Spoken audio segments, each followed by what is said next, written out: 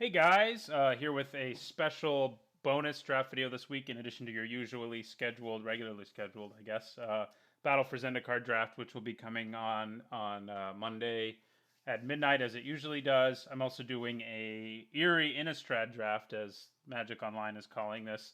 It is a special Innistrad draft that is here for Halloween. So this video should be going up on Halloween, ideally. Hopefully I can make that happen.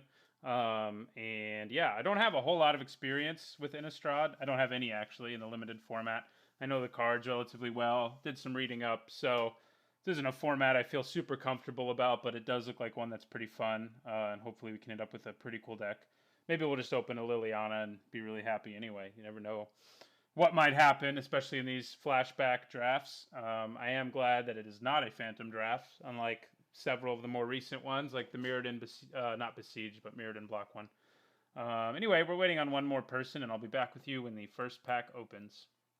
And actually, we have that person, so I'm with you now. Let's see.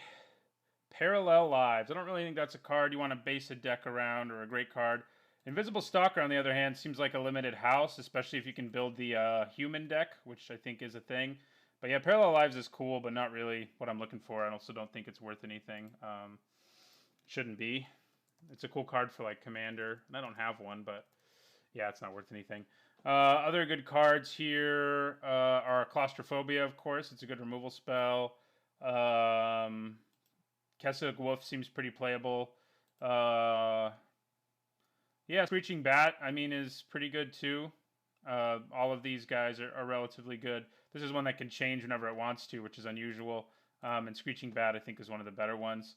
Mausoleum Guard's also good, but I think I'm just going with Invisible Stalker here. A hexproof wind condition that goes really well with auras and equipment, both of which are relevant in this format. Seems pretty good, and I think it's what I would think is the best card in this pack. Maybe with Claustrophobia as a close second, but yeah, we're gonna take the Stalker. Try to build a human deck. Look for some equipment. Gavany Township might actually be worth something. It is not. So much for that hope. Ghostly Possession seems like an okay removal spell, but certainly not an amazing one. Moon Heron seems fine. Markov Patrician seems fine. What does Reckless Waif transform into? Just into a big dude. I don't actually know all these cards, so bear with me. Yeah, I don't think you really want that unless you can make it happen. Moon Mist is only good if you can make a werewolf deck happen. Avacyn's Pilgrim seems okay. But in general, I'm not thrilled with this pack. Geist Flame is good as well. I'm kind of considering just taking Moon Heron, making a Blue-White Skies deck. I think Geist Flame is probably a better pick, and Avacyn's Pilgrim probably is too, but I think staying blue and seeing what we get given to us is a good idea. Blazing Torch is better in this format than you might think, because there are relevant creature types.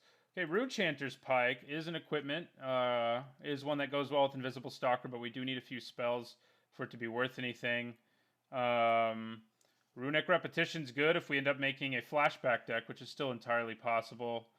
Here's a good aura for our Invisible Stalker, if we want to go that route. Skursdag Cultist seems fine, but not amazing. What is Village Bellringer? Kind of cool. It can be kind of a combat trick, and it's a decent body, but I'm not super excited with it. Pitchburn Devils also seems pretty good. So I'm torn between Runechanter's Pike and Fury of the Bitten. And I like the Pike, but we need other things to make it work. We already have one good creature with Invisible Stalker, and Moon Heron's actually good with it too. We could go blue-red and use, auras and stuff like that. And actually, I think I'm going to take a Skarsdag Cultist. I just think it's probably a better card. Into the Maw of Hell is basically a removal spell that also nukes a land, and it's not a bad removal spell. Another hexproof guy also seems pretty legit, and if that's still around, that seems pretty good, especially because he just gets bigger anytime a creature dies, anybody's creature. Into the Maw of Hell, though, is a very good removal spell. It'll basically kill anything and do 6.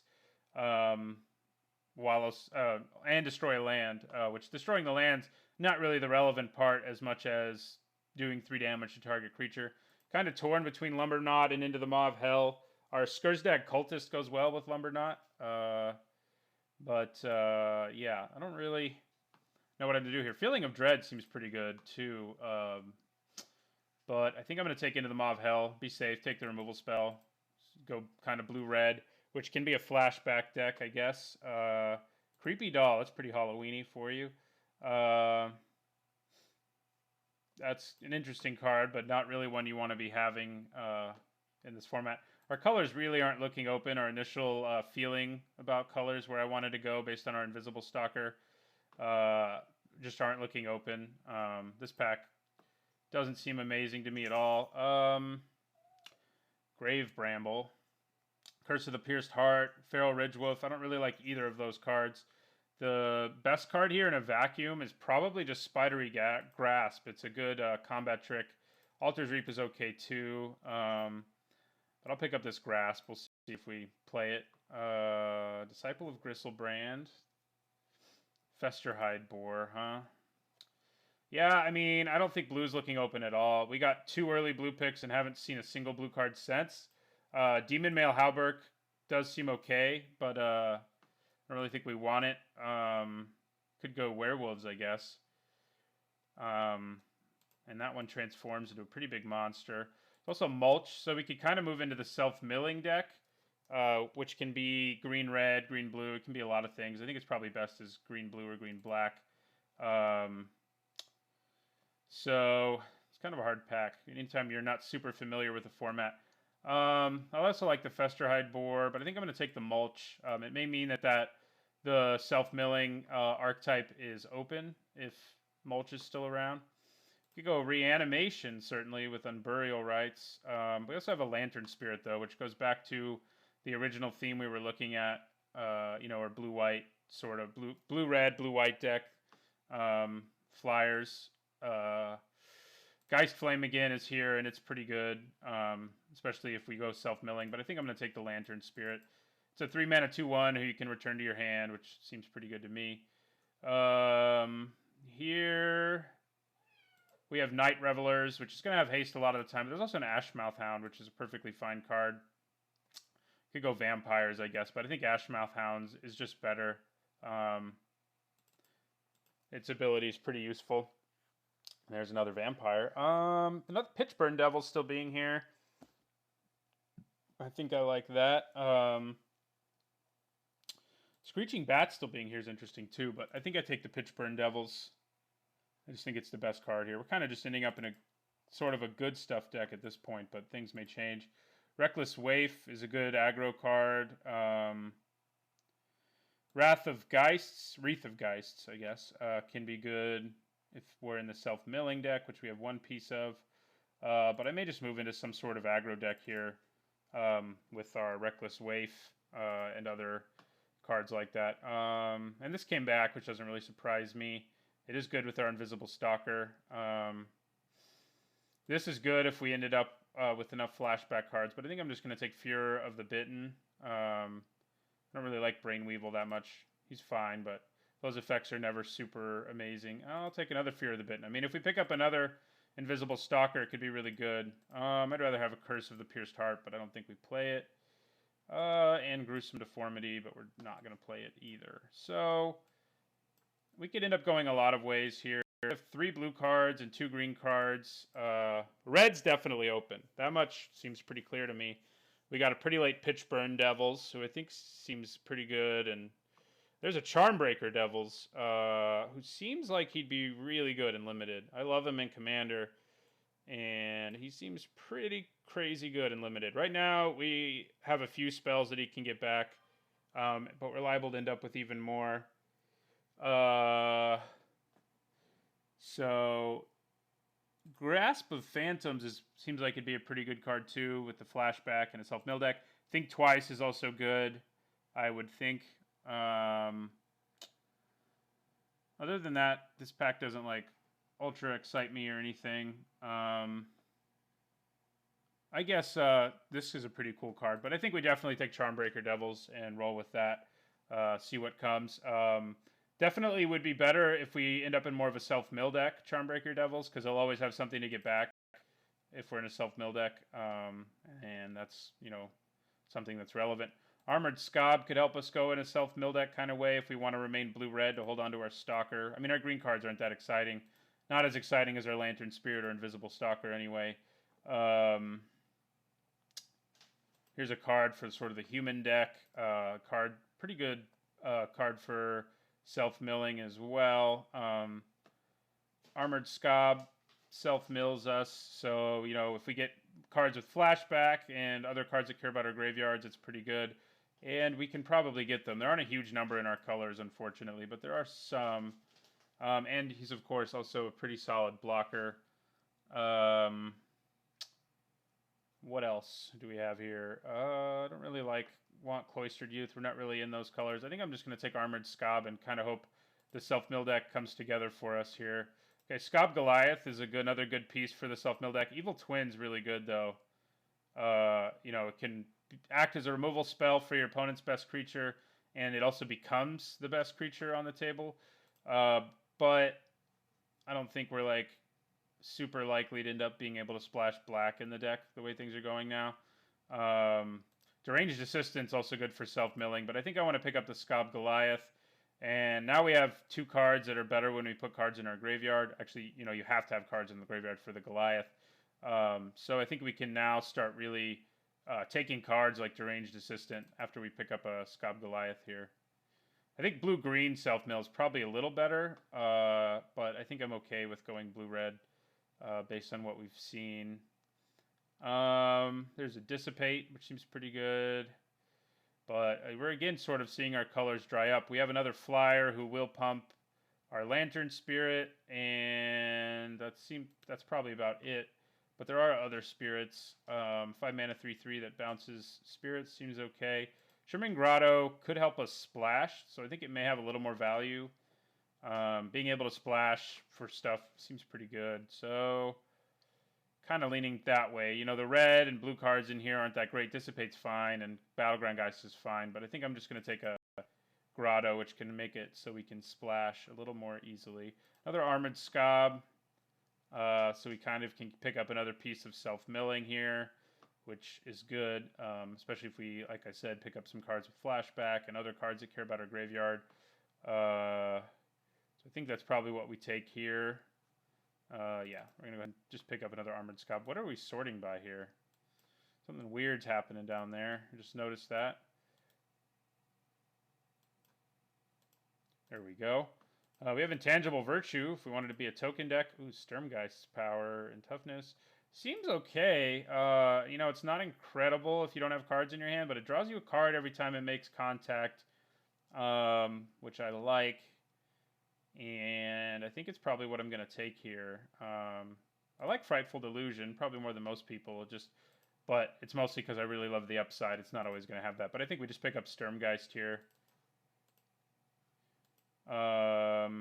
Here's a card with Flashback, whose Flashback we could use, but if we got it in our hand right now, it'd be hard for us to play. I think I'd rather just pick up a Stitch Drake, who also likes our graveyard to have stuff in it, and it's just a good beater in the air.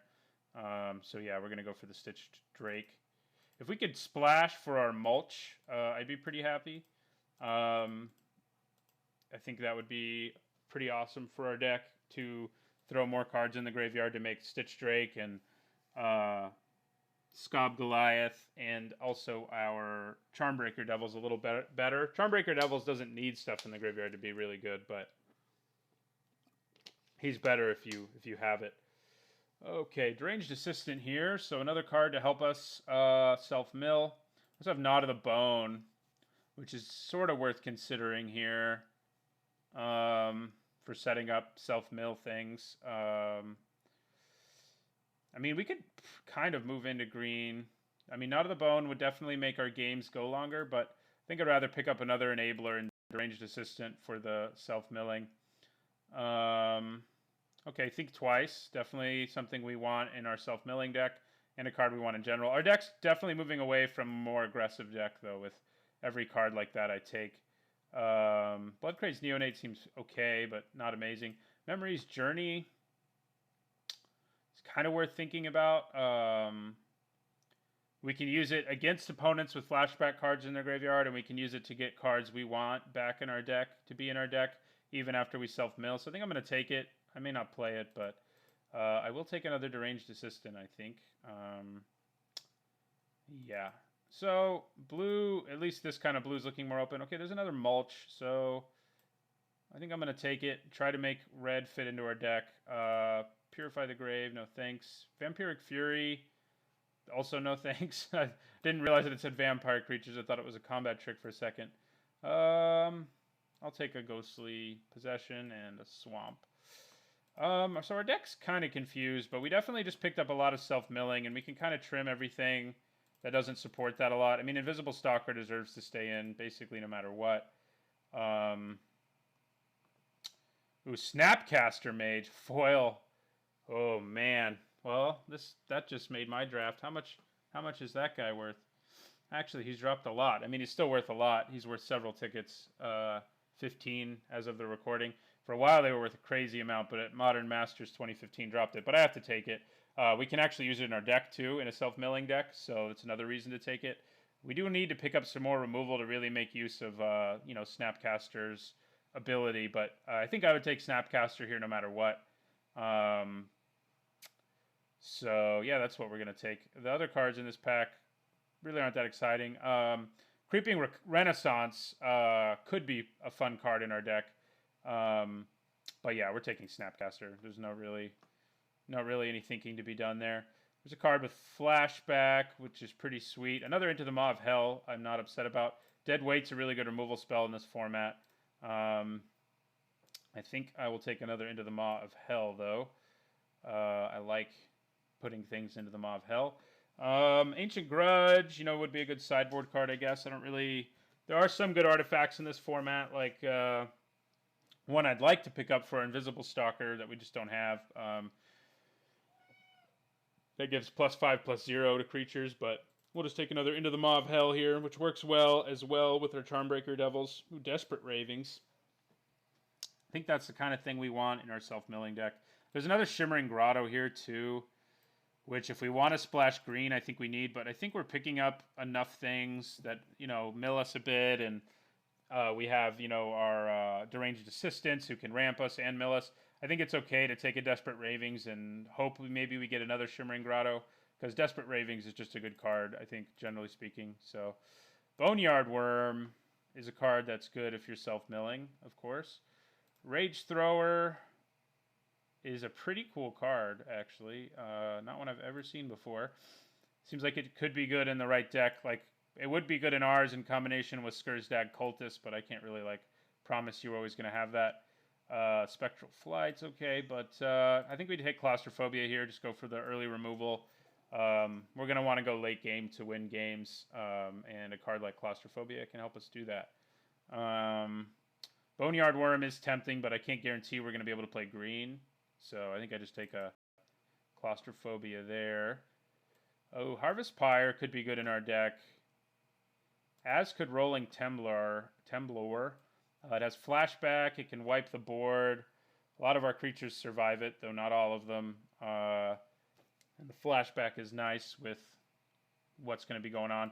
Harvest Pyre is good removal too, but I think Rolling Temblor is better if we're trying to build sort of a control deck. We can use Rolling Temblor to slow our opponent down, put a stop to their shenanigans in the early game, and then use it again later if we want to. What do you flip into? Yeah, that's pretty cool, but we'll take a Temblor for sure here. Works well in our deck, I think. Ooh, Lumberknot, I like. Forbidden Alchemy, I also like, and we could run it for self-milling purposes while, just running a Shimmering Grotto for Flashback, and it wouldn't be awful, but it would be nice to pick up another Shimmering Grotto to really enable it. But yeah, we're going to take the Alchemy here. It is pretty good.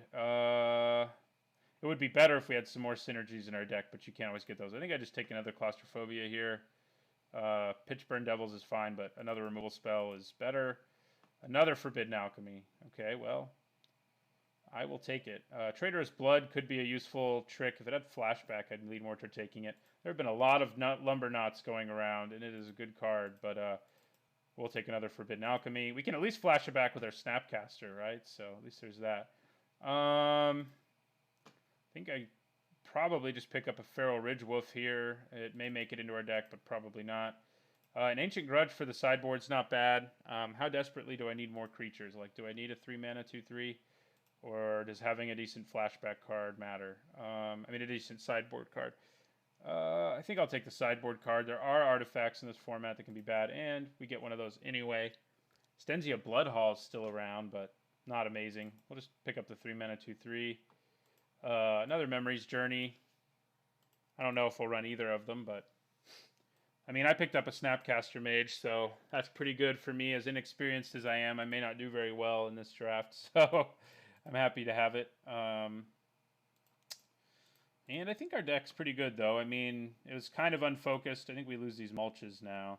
I think we basically run the Grotto to help us do flashback things. We'll take a Harvest Pyre, happily. And we ended up with enough ways to mill ourselves between the Alchemies, the Scobs, the Deranged Assistants, that I think I'm pretty happy with where we are. More would, of course, be better, but we didn't realize that this was as open as it was till it was a little late. Probably lose the Cultist now. We have a lot of 3-drops, that's for sure. I'll take this away from someone, I guess.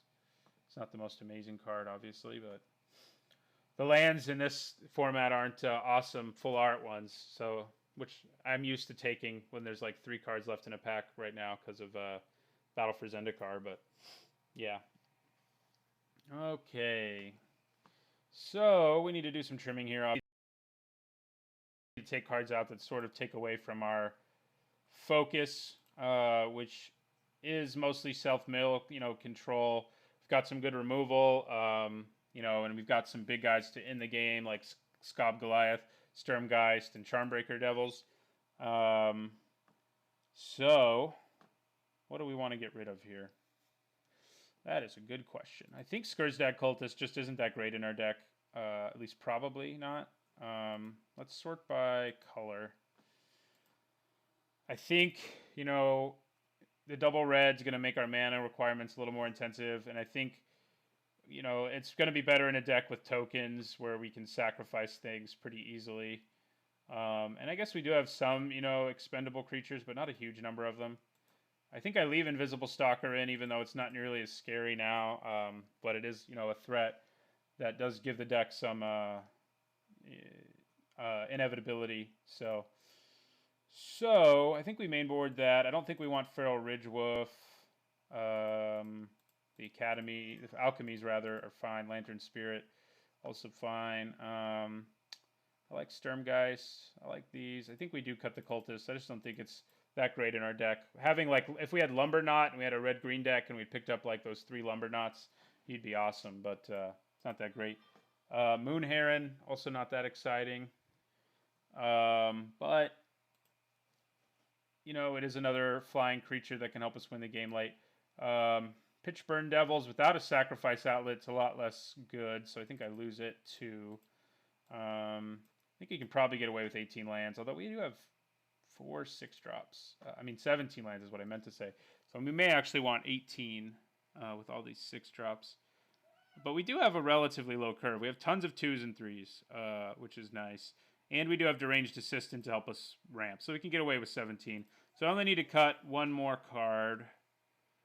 And I'm not sure what it should be. Ashmouth Hound, is a more aggressive card, which our deck really isn't. But I think it's fine. I may end up cutting it in favor of going for a more aggressive strategy, but I think I'd rather just cut Rot Devils than that. I think the Ashmouth Hound creates more problems than Rot Devils does for our opponent. It is not sorting by converted mana cost no matter what I do here. Oh, it already is sorted. That's why I'm brilliant.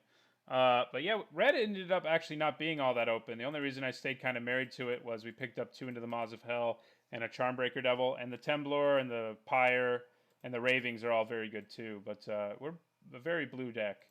And probably there may have been a second color that I should have gotten into instead.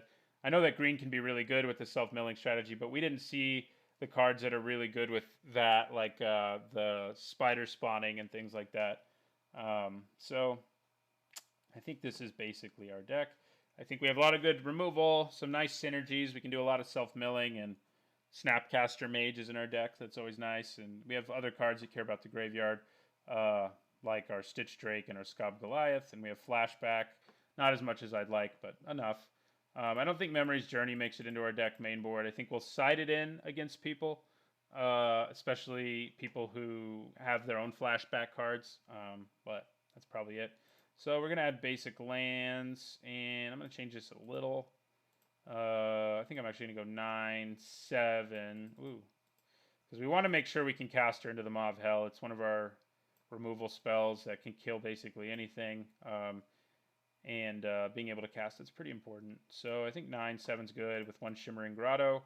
And our deck definitely has a weird curve, so we'll see how that goes. But yeah, so that was my first Innistrad draft that you had the pleasure or displeasure of watching.